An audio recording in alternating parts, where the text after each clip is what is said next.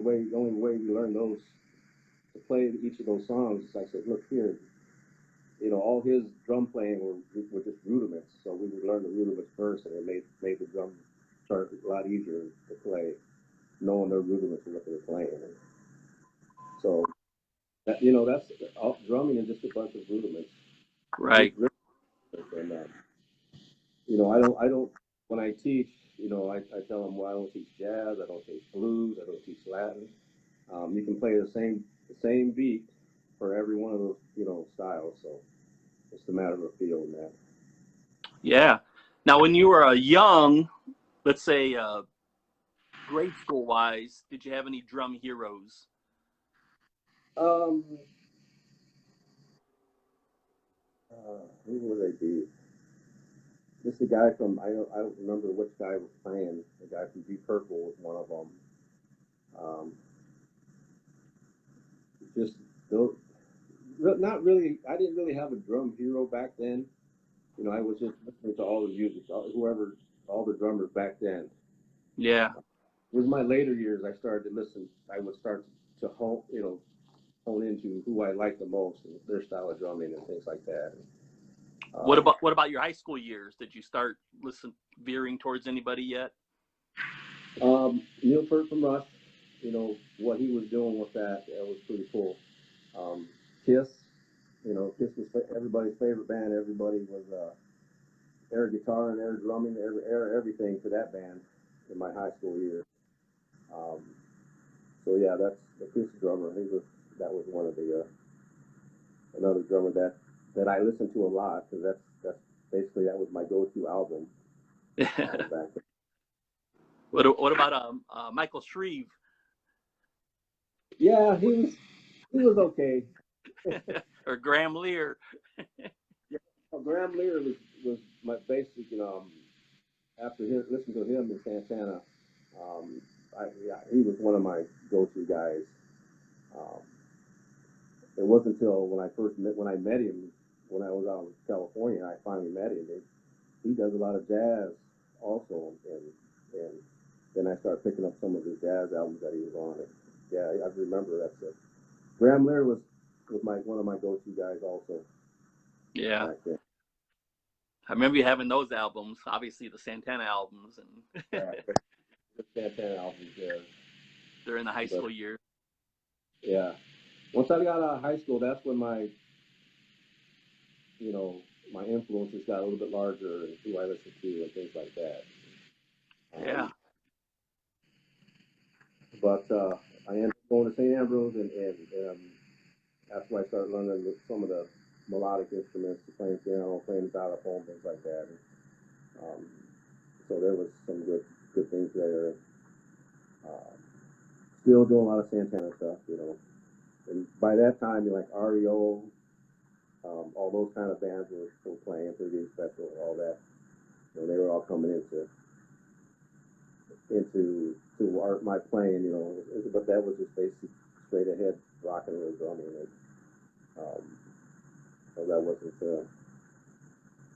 I was doing all that back when I was 5, 6, 7 years old. Sure, yeah. Just for fun, share with everyone, anyone who doesn't know. I mean, we know there's Macombos have been around for 50, 60 years, and like you said, Grandpa and my dad started it, but and we had the opportunity to play with our grandpa. And Right. Just share with people what that was like.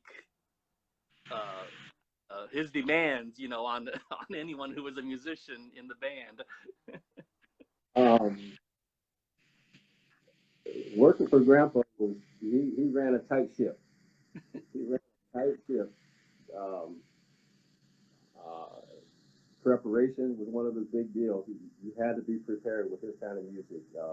You couldn't alter any of his music. You couldn't change anything, and if you did, he would know. He would hear it. He may have only had one ear, but it worked well. But he wanted to put on a good show for the crowd, whoever we were playing for. Um, his charts had to be right on, spot on, played. Um, the harmonies, everybody has 3-part harmony vocals. Well, he had 3-part harmony horn section, so it kind of had the original Tower of Power. Yeah, it's hard to explain to people sometimes that weren't around him because they'd say, "Well, it must have been cool playing with your grandpa," and I'd say, "Yeah, it was," but then at the same time, He was he strict. was he was strict about it, and but I guess it helped us, me, you, Phil, whatever, in our own lives as we grew in music because there was an expectation, like, hey, There's a you're a high, Macambo and it's got to be played right. There was no, you couldn't fake your way through the music or nothing like that. he had a high standard for his musician, and being family, it was a higher standard. Yeah. But Yeah.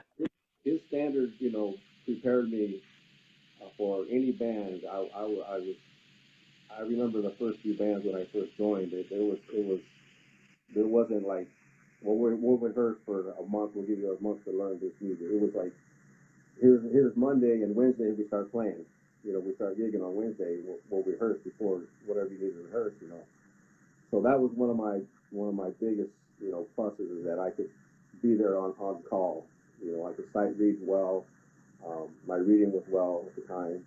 Uh, whether it would be joining the band. I remember. Well, funny story. We all have stories. One of my stories is that one of my first jobs was working at Circuit 21 as a dishwasher. So for my junior year, I worked as a dishwasher through my senior year, and then I ended up going to St. Ambrose, at the music program there. And there was another percussion major there at Ambrose, and she was a senior, and she did all the plays at Circuit 21. And but she got real sick, and I got a phone call saying, hey, we got your number through this person saying, that you might be able to come down and help us out, while she, gets better. And so I remember I went down there and I went and got the music from her and looked it over, and then I wrote it down, and we kind of did an audition down there at Circuit 21 with the rest of the band. And it was like a Tuesday, and they said, okay, yeah, we'll work, to be here tomorrow afternoon because you have 2 shows on Wednesday. Yeah. Yeah.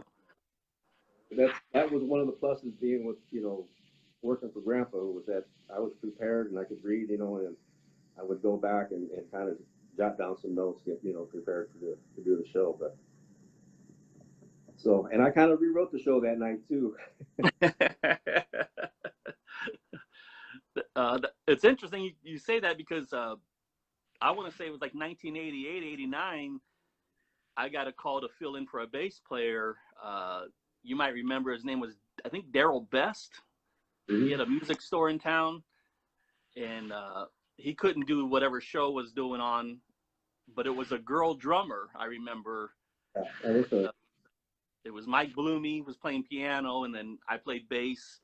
And there was this girl drummer I remember on that show, and I might have done one other one, but I remember it being this girl drummer that I didn't know, But when you said that this girl drummer that you went to school with, I'm wondering if it's the same one. That's the same one. Yeah. Well, you want to share anything? You want to share any last thing here, and then we'll hit up with Al again later in a few more days. Take it from his college years on up. But anything else you want to share from your childhood years and teenage years of playing? I just want to thank, Ray Alonzo giving me the chance, to march on that 4th of July, and that kind of started playing drums, getting deeper into rudimental drums, and actually my drum instructor for the Los Amigos drum beautiful was Rich Nicolai, and he was a strict guy too, like Grandpa was. But I see him every now and then, and Grandpa was, he was the one that started it off for me. He's the one that, I don't know if you want to get on this road, son, but you're in now, but I did, and just the way his teachings were, that, you didn't go through the school of Macambos, You know, if you haven't gone through that, you will. It's all stories from here on out. But yeah, it's being family and working with him. It was. I learned a lot. You know, and I remember bringing when I was at this is a pre-college story, but I would bring my theory and harmonies homework. You know, and go, this isn't right. Well, this isn't right. You know, and he would buddy professor, and well, yeah, that's another option. You know, and so Grandpa knew, you know, his theory and harmony. So, Yep. but yeah, it was, it's, you know, growing up playing with you guys as kids and still playing now, you know, it's, you know, to have family to be able to perform with and do the things that we like. Yeah, it is. It's great. To always have that connection there with family members, and then doing gigs with them and stuff like that. Whole another Yeah. short type of stories there. Yeah. All right, cuz. All Yeah. right. Yep. We're all right. Well, thanks a lot. I'll get a hold of you again. We'll take it from your Ambrose years on up. All right. Sounds great. And I never knew you. Yeah, I did. All right. Thanks, cuz.